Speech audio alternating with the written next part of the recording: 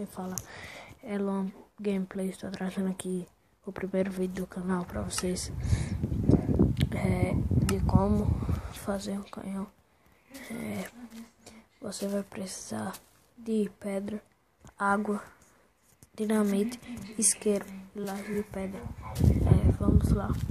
Você vai colocar 4 blocos aqui do lado, mais 3 e aqui fechando com 3 também.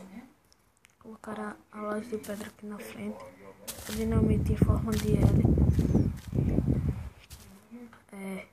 Colocará aqui a água assim. O canhão vai ficar dessa forma. Para você acender ele, você vem aqui do lado esquerdo e acender essa de trás e essa de cima. E o canhão vai funcionar perfeitamente. Ele percorre uma distância de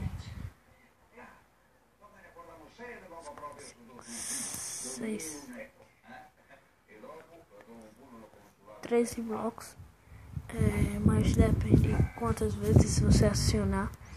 Então, esse é o vídeo de hoje, pessoal. Se inscreva no canal, deixe o seu like, favorite o vídeo se for possível.